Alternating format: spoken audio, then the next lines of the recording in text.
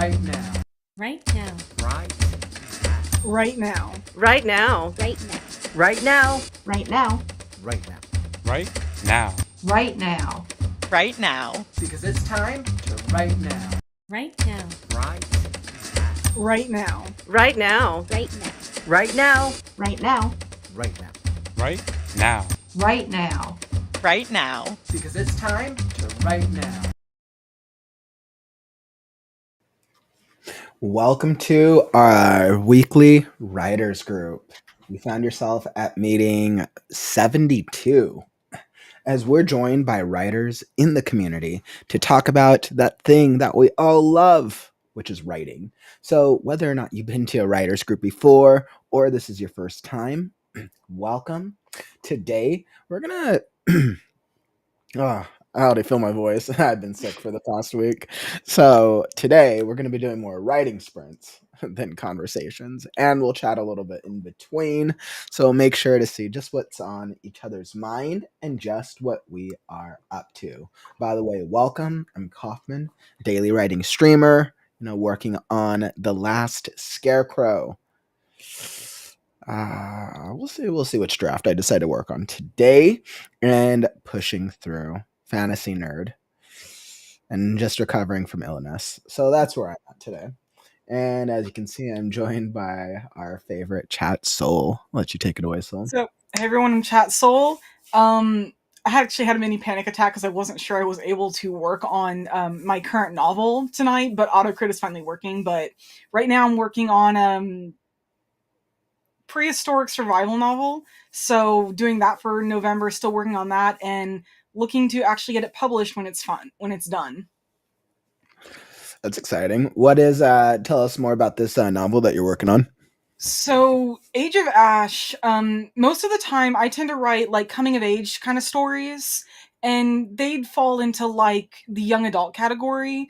Age of Ash is still that coming of age kind of moment where the character has to like grow up, but this is taking on a much darker tone, and I'm doing that on purpose. Think Watership Down or Plague Dogs.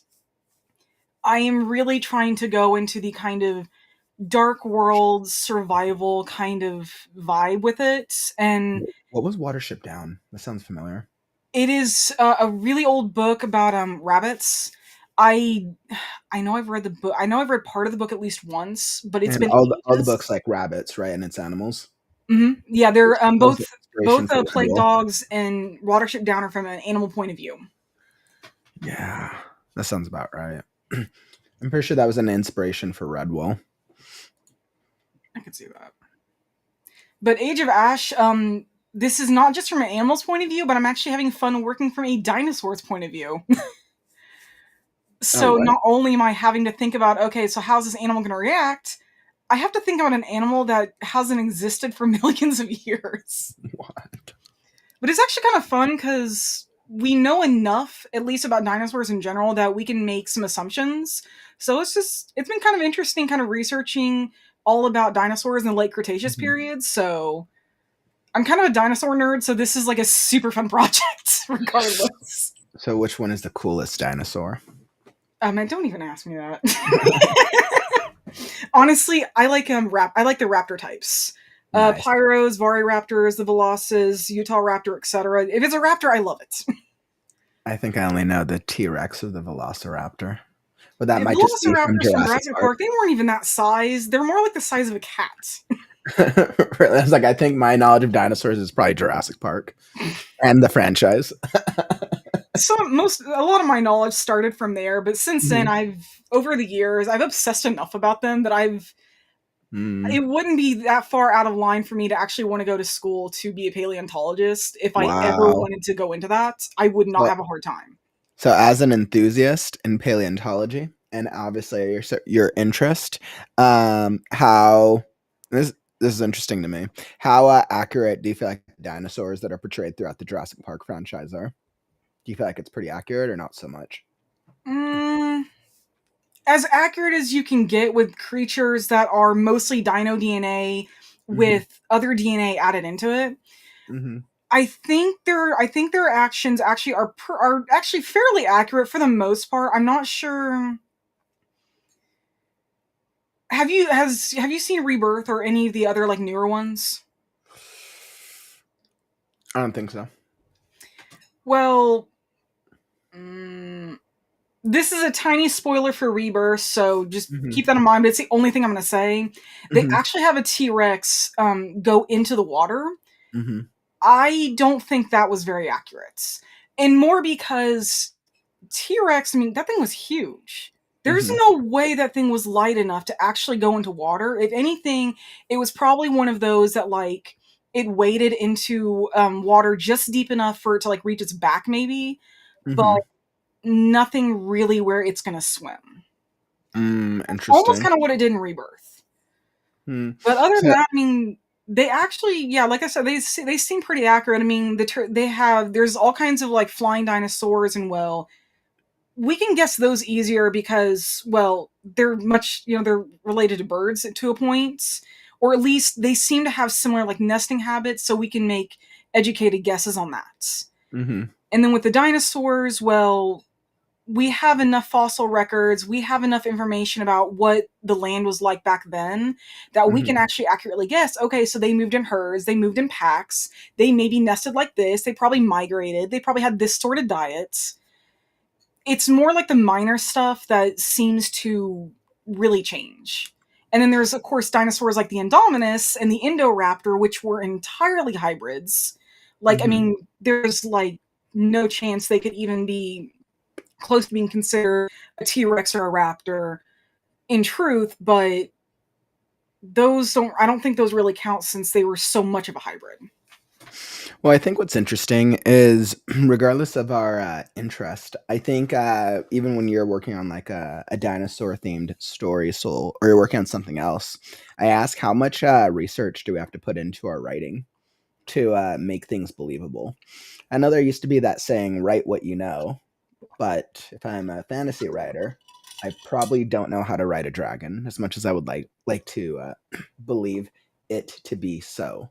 Right. A lot of fantastical elements you're obviously not going to know, but you want to understand the emotional complexity to the best you can. But certain things like horse riding and like including certain animals throughout your story, like if you miss up certain logistics, like readers will call you out for that. That's actually why I write so realistically, because I mean, whether it's an animal that's been extinct or an animal that exists in real life, I personally hate it when they make the animal so different it doesn't seem like what it's really supposed to be. To me, there has to be like there was actually a book I loved when I was a kid. Now it kind of bugs me because cats don't have wings, but it was like this little kid series. It was like 10 pages, I think, about this black kitten that had wings. Cats don't have wings. It acted like a scared kitten, which was good, but cats don't have wings. And nowadays, if I had found it, it would bug me. Because even though it's a kid's book, I personally wouldn't look at it because, well, it's not realistic enough. Maybe my cat should have wings. Maybe that's what I'll do. I haven't decided how I wanted to treat the dogs and cats in my universe yet, so... Think about why they're not there and then go from there. Yes, there's actually an intentionality with why they're not there. And I very specifically, when people think about animals, people's the favorite domesticated house pets are dogs and cats. Obviously, those are everyone's favorites. But I very intentionally left them unincluded in the main narrative and in the main world. And I might reference. I don't know if I fully determined why they weren't included, but I think their species are no longer around for a reason. That's why I think you need to look at why they're not there, and then that can help determine of what they would be like if they do show up. Because I mean, it's one thing if they were genetically modified and then died out or something, or if they were magically enhanced, that's going to be an entirely different thing.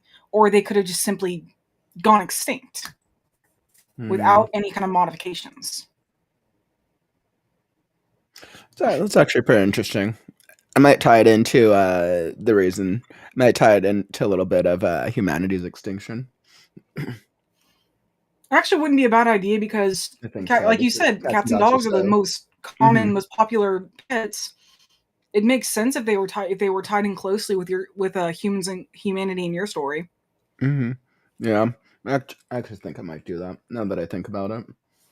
And by the way, I saw Ambrosifeo. Ambrosifeo. I like that. Let's see. They said that they saw a bat that someone crafted as a bookmark. They thought it was a cat with wings today.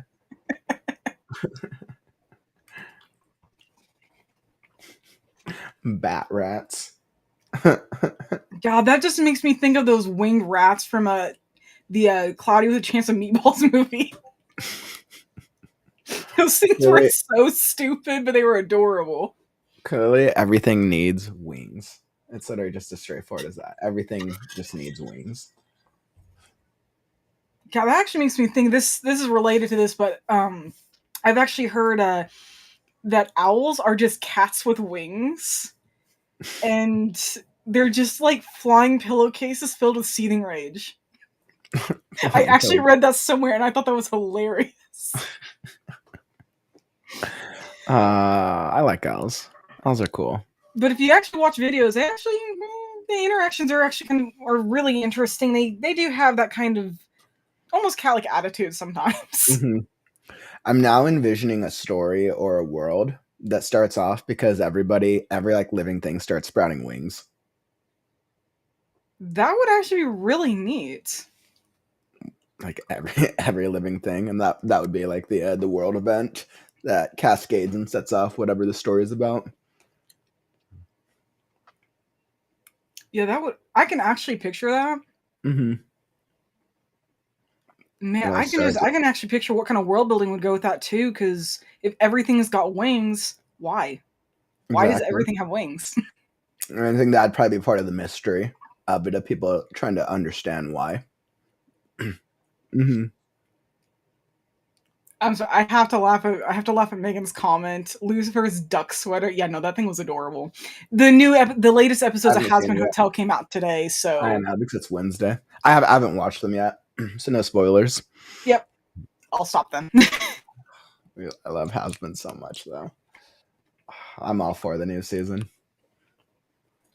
All for it. So, are you watching all the Hazbin? Mm-hmm. I'm caught up so far. What do you think? I love the music. And let's pull out for a second of Hazbin as a series. One of the things that I appreciate about Hazbin Hotel, hell of a boss. For anybody who doesn't know, Hazbin Hotel, the pilot episode, launched on YouTube. Let's remember a pilot episode. Well, technically, it was the music. It was a single musical number, so it's a single musical episode, of which I think it was originally like a 10-minute song. That launched on YouTube. I think it was 10 years ago. 10 years? I think I was going to say 10 years ago. So they did the song first, and then they did the pilot episode. But it started out as literally just a creator, Vivian Madrano, who created it with her team of people. And it was a song that blew up and went viral. Did very well. And then they did create the pilot because that one did well. And then many, many years later, after many additional songs were created and added by Madrano and the community and her team, it finally got picked up by it was originally picked up by Cartoon Network. And then I think it got pushed somehow or switched over to Amazon. I'm not sure what the logistics are behind that. But then as a result of that, Hazbin Hotel then went on to be created as a series, of which I would say the series is pretty successful. I would say it's a pretty successful series for Amazon. Yeah. But I'd have to look at the numbers, but it's I mean, it was successful. If Amazon pulls a second season for a show out, it does pretty well enough for a second season. And it does. Hazbin Hotel and Hell of a Boss both have cult followings because of the nature of characters trapped in a hellscape. Right. Wanting to. So it plays to the underdog character very well. It really does. Mm-hmm. So I think it's a really good learning lesson. That's one of the things that I really love about Has Been Hotel. It's a great learning lesson of when you look at the journey of how it really just started from somebody creating a YouTube video. Mm-hmm. Now, obviously, it took time to get to where it's at today, but the second season is just airing right now. But it's a good show, very good. I love the music. Who would have thought that you could do a animated TV show where it's like a musical TV show, Yeah, but it's like half balances musical. it like balances it well. I wouldn't say that it's a musical, but I wouldn't say that it's a full non. It like balances it well. It generally does about Mhm. 2 musical numbers per episode, Mhm. but the musical numbers generally pretty good, and they do tend to progress the storytelling. Oh, they definitely do with that. Mm-hmm. Plus, the way they also tied it into Lilith, how she was, if you've watched the show, you Mm-hmm. know, she's the one who encouraged singing in hell, which I love how they tied that in. And I really hope we hear more about that whole thing. Wait, what was that? Which part? I got distracted. At the in the very first episode, Lilith, she empowered the residents of hell with her songs.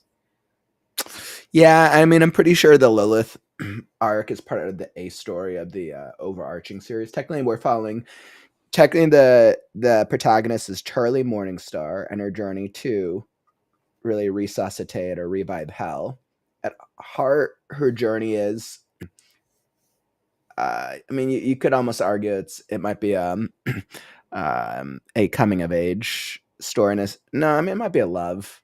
It's a little There debatable. is Of a like, little bit of coming of age because she's having to grow and because learn. it's her growth as a character. If you think about her core character arc of Charlie Morningstar, it's how does she learn how to be her own Mhm. business owner, entrepreneur, her own leader in a world that is very contrasting into her own values. Mhm. Um, and I mean, the mom Lilith is tied into it, but it's really about Charlie's leadership role, which means that Charlie is going to have to surpass Lilith eventually for her arc to complete in the end. And right now, Lilith has just been used as a hook. Mhm. Lilith, my guess is will probably be introduced in the finale of this season, if they do involve her in this season. And she'll probably be more predominant when they get close to the midpoint of the overall series, however long it tends to be. I somehow though I doubt they're going to introduce her fully, but they've been showing whenever she does pop up, they show a little bit more of her each time. So Mm-hmm. maybe in the last episode we'll at least get to see what she looks like if nothing else. Mm-hmm. And somehow I get the feeling that is going to be extremely significant because they haven't showed her face yet. Yeah. And well, if they don't show the face, there's usually something there. I love you guys' comments. Embro is like, speaking of merch, my water tank has an empty place waiting for a Pebbles sticker. Like Pebbles. For anyone who doesn't know, Pebble is my in my story, The Last Scarecrow. Pebble is the pixie. Who's definitely a little badass of a handful of a badass pixie character. For some reason, people are either team pixie or team crow. You're either like the pixie who's a foul mouth and a badass and does what they want, or the crow who's eccentric and you have no clue what the fuck he's talking or doing, but he seems to know everything. I'm definitely Team Crow. Yeah, exactly. People go one or the other. Whenever I launch the book, I'll probably do a team like they did with Twilight. I'll do like the team Edward versus Jacob, and we'll do something like that. You We'll need see to how it make goes sure like you that. have a Switzerland there. Switzerland is Scarecrow as they both basically just walk all over him.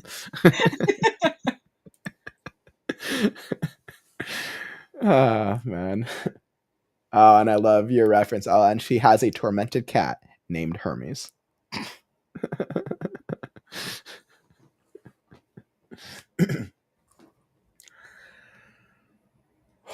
All right, these are good conversations. Let's get some writing in because I can't push my voice too much today. So let's get some writing. We'll start off with a 30-minute writing sprint. If you want to support the community, just tap that like button. Help us show the algorithm that writing streams are badass. They're the coolest ever. So yeah, tap that like button, my friends.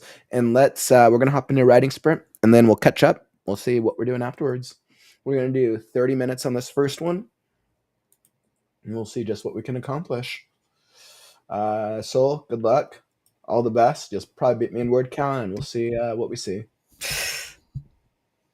All right. So whether you're writing, editing, revising, author branding, procrastinating, or just hanging out, come join us because it's time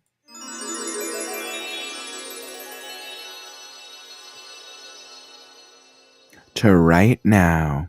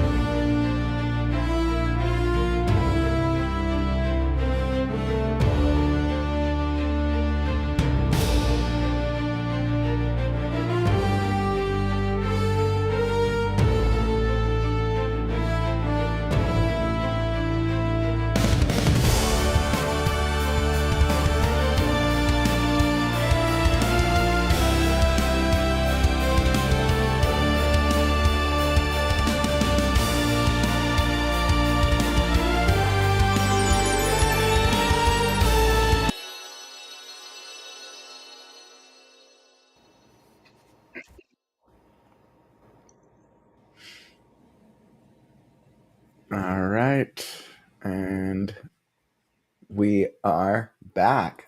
And not only are we back, but we are also joined by somebody. Hey. How? You do. So we just finished our first writing sprint, crazy. So what have you been working on lately? I haven't been doing very You're much. still muted. I can hear him just fine. All right, then it's just me. Yeah. I don't know why it does that. Oh, really? But I hadn't really done much for the past several days. For the weekend, I was at a friend's place spending the weekend with him. And but for today, I was able to do the rest of a chapter, and I just started probably what will be one of my all-time favorite chapters in the Razio Chronicles book. So that's going to be fun. The introduction of Holly. Introduction of a character is always fun. Oh yeah, especially Holly. I believe Kaufman remembers this one from last year when I read it out at least a little bit of it out Yeah, loud. I do. And yeah, and Holly she's pretty much Harley Quinn and somebody else combined. Yep. I think I definitely remember that with that opening beat that we read through. Yes. Yeah, I think I really liked her character. Oh yeah, and she's whenever it comes to her, if there's like any scenes that involve her, you best believe it's gonna be the bloodiest scene you could ever imagine. Jeez. She is that crazy. Yeah, sounds it. Mm-hmm.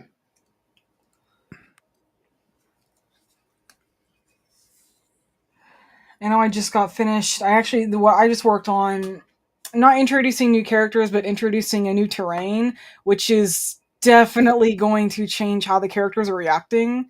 I told Coffin a little about what I'm working on. I'm working on my novel November book, Age of Ash. It's from a dinosaur's point of view, so I'm having fun writing from the dinosaur's point of view and learning a lot about terrain in the late Cretaceous era. I'm working in like a France Spain area right now, so trying to figure out how that terrain would actually look is really fun because it's like, wait, it changes so drastically in some places. How are they going to react to this? Especially because two of the characters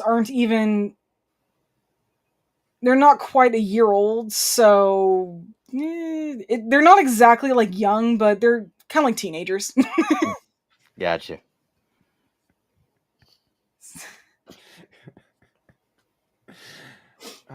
Sounds like you guys are coming up with some super cool characters and some cool obstacles. Yes.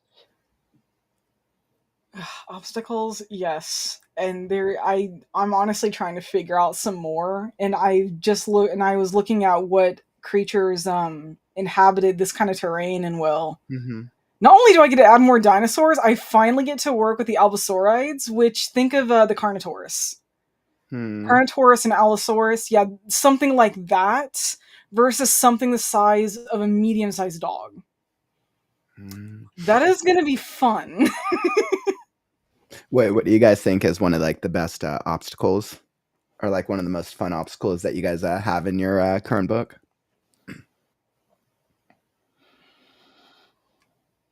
I think my favorite part is when my Pyroraptor is trying to escape from a Hatsugoteryx. It's a giant pteranodon type bird.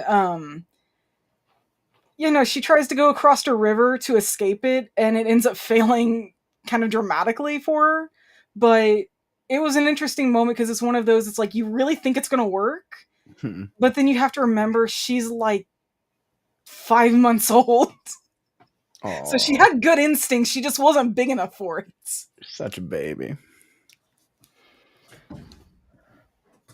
I would say for me it'd mostly be battles. Like who's gonna do what, especially when there's multiple people in a battle. It's kind of difficult for me to be like, who's gonna do what, and how am I gonna do it to where people aren't gonna be like, I kind of figured they'd all do it at all come at once towards the heroes.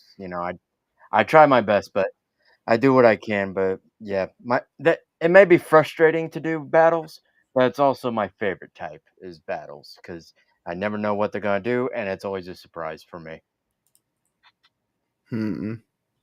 Because you don't know how like the battles are going to turn out. Yes, exactly. Hmm. I just So know you- I know who's gonna win, but I Okay. don't know how they're gonna win. Gotcha. So like like the battle, so you know who's going to fight, and you know Mhm. what you want the outcome to be, but figuring out the Yes. battle. Yes, exactly. Yeah, I dealt with that same thing, crazy, when I was doing working on the midpoint chapters with the Scarecrow and his friends in the Colosseum. Mhm. I like had tasked myself with this really interesting chapter where I now have Scarecrow thrown in a Colosseum type match with 100 other different types of animals. And I know how I wanted Scarecrow to get out of the chapter, but the Mhm. question was how do I get there? Right. And I asked myself, with a lot of really popular battle scenes, how do writers pull that off? How do screenplays pull that off? And I was like, Yeah. well, I think you really focus on moments. You really have to focus on going back and forth between how does it feel, Mhm. and then specific actions and moments that are memorable. Yeah. Whether that Like, involves the main character or involves other side characters. yeah. Like the chapter I just got done with and fixing up a little bit, of course. That I just got done with was a battle between Raziel, Kane, and Raven, Raziel's girlfriend, versus several of werewolves and a guy named Jacob, who isn't a werewolf, but they accept it for who he is. And it was like, okay, how am I gonna do this one? And the only thing I could think of is the more messed up in a bloody way, the better. Let's go. Make people go like, oh, man. Sometimes that's the only way to go with a battle is just to make it uncomfortable for the reader. Exactly. I love making people uncomfortable. Yes. Yes. That's interesting. I didn't go uncomfortable with my battle scene. I mean, Yeah. there's a few. And I mean, you could argue what is a battle and what is a fight, but True. a Colosseum match probably more a fight than a full on battle. But Right. I asked myself what my goal was. I think I tried to capture the uncertainty. I feel like the uncertainty, the hope for certain animals to survive, and then the uncertainty at what was coming next. Right. Yeah, there's a lot of tragedy too. Actually, there's some and epic moments too. I try to create like some freaking epic moments of where like, yes, I want that animal to do this. Hell Yes. yeah, Because people love epic moments. exactly. And they're okay with having a little tears run down their faces too when it comes to sad parts, maybe, but they could always suck it up and be like, get back in here, tear. There we go. Yeah, that's exactly. So you do a lot of fight scenes too. What's your secret? For one, I picture them in my head, like I'm watching One Piece or something. I Mhm. try to imagine, okay, so I'll use one of the fights in Burning Ember, for example. I try to imagine how Kasai, still learning how he's using his powers exactly, how he would have fought, and it was not exactly awkward, but and honestly, I went about it like, okay, think of it like somebody who's definitely been training, definitely been, trying to get used to their powers in a practice sense, but then they come to the realization they've never actually fought with them before. And I really just tried to imagine how they might look. How Kasai might have used his abilities, trying to think, okay, well, I've done this to a target. Oh crap, the human's moving. Mhm. But Mhm. just picturing it is what's helped me with most of my stuff. The other stuff that's helped is more of just reading it until I felt sick of reading it. Hmm.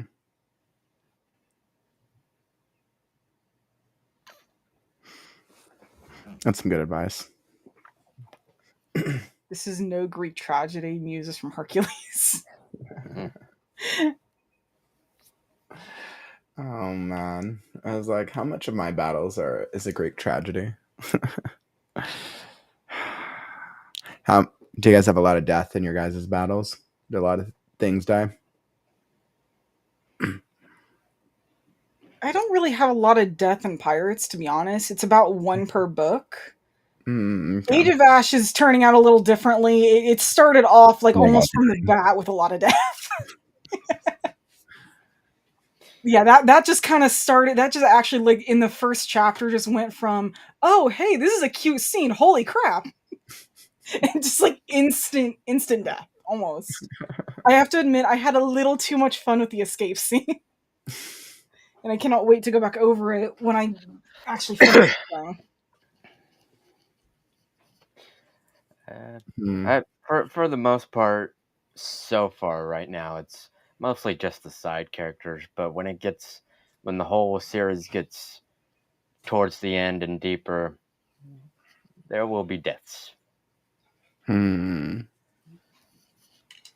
It always seems like once you get deeper, further into the book, that's where deaths are more common, but they're also, I think, more expected. Yeah, but I mean, think of it this way: of like, even when people do expect something, maybe some main characters to die, they still get upset. They still have that moment of like, I can't believe it actually happened to this person that I've followed for so long and been great. And then you kill them up. Dang, that got me right into Felios, man. Unless they can come back as a Force ghost. With the Force, anything can be done. Yes. Boom.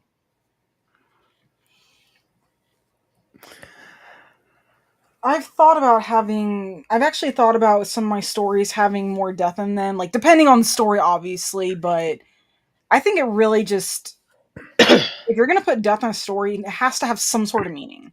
Even if it's a character that does absolutely nothing, still, it's death, even in like a minor character, isn't going to be nothing. It's got to have some sort of meaning. The character could be dying because, well, the events that are going on, they could be dying as a trigger for something.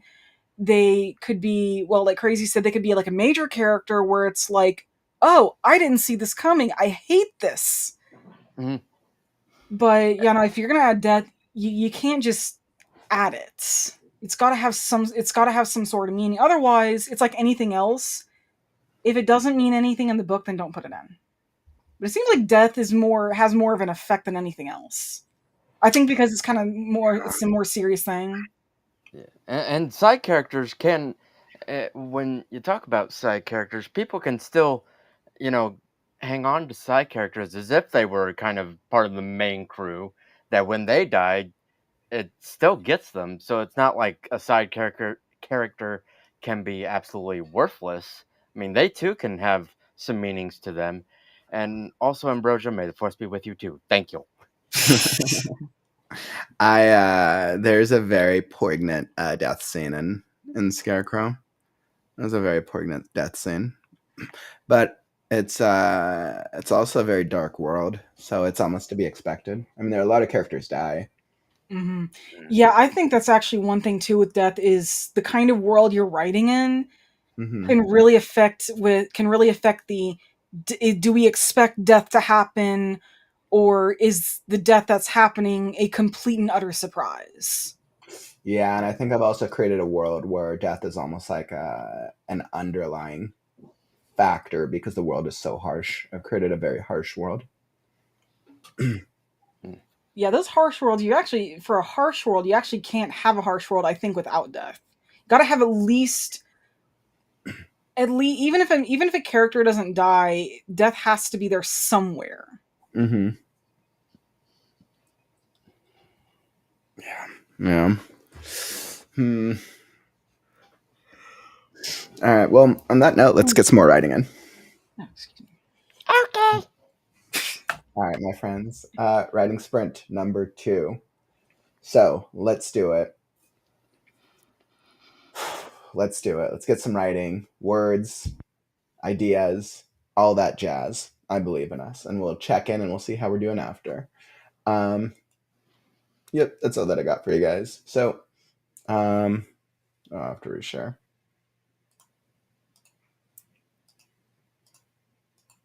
All right. So this time we're going to do 45 minutes. I believe in us. Let's do it. Let's push. The second sprint is going to be even better. So whether you are writing, editing, revising, brainstorming, procrastinating, or you're feeling inspired, come join us because it's time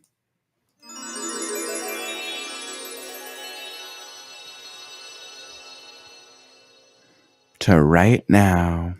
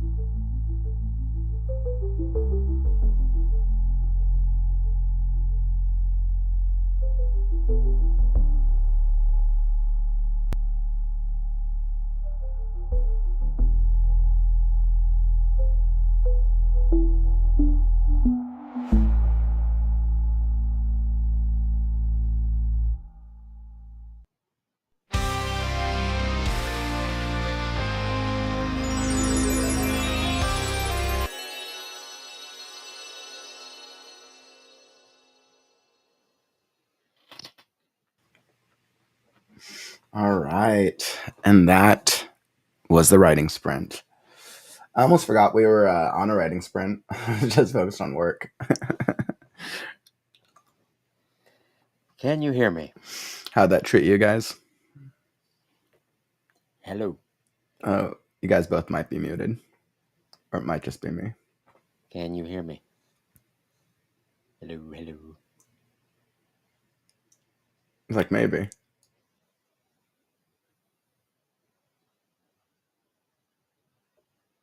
Hello.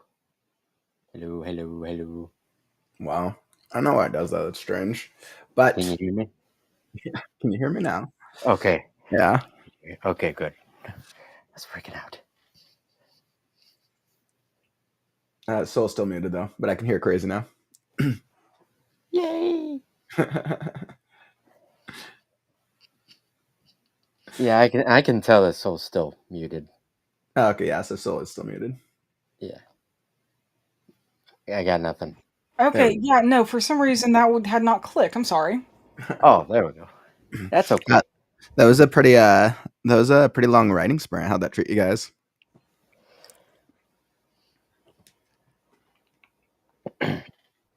It did better than I expected. Like way better than I expected. As usual, adding more details that I never thought I'd add and stuff, and ended up getting through at least another chapter and a half. So it did pretty good. Nice. That's what's up. Nice. Well, I ended up getting to the end of part 2 of my book, so probably about the actual midway point for myself, so did not think I'd actually get that far tonight.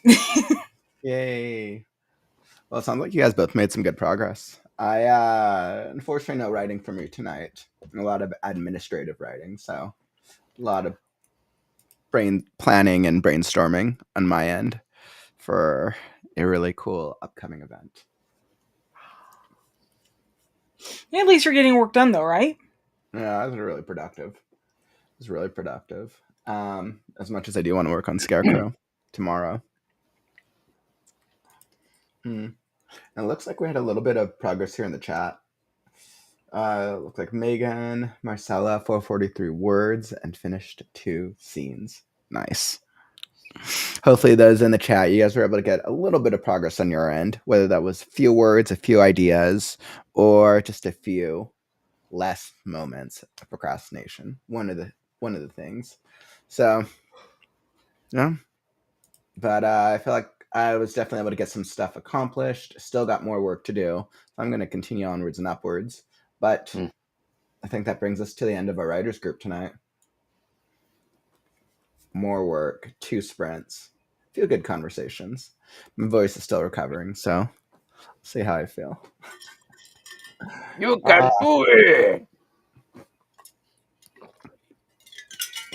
Writers, thanks for joining us today. As always, it's another pleasurable Wednesday Night Writers Group, episode meeting 73. Many, many more to come. As always, we'll be here, same time, same place, next Wednesday, 4 Pacific, 7 p.m. Eastern. Come join us if you just want to chat with the other writers in the community. I'll be back tomorrow for another daily writing sprint stream at TBD. We'll see how I feel tomorrow at some point. And yeah, that's all that I got. Still recovering on my end, so that's my energy.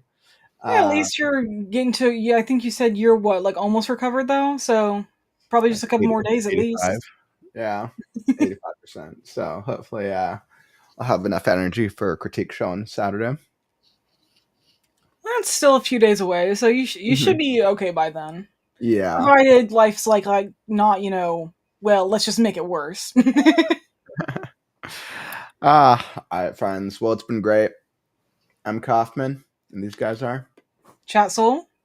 Crazy. And we'll catch you on the next stream. Take care, friends. Stories are forever. I'm Kaufman, and I'll catch you on the morrow. Stay creative, writers. It's time to write Right now. Sorry. right now, not right now, but right now. Read now, right now. Is that right?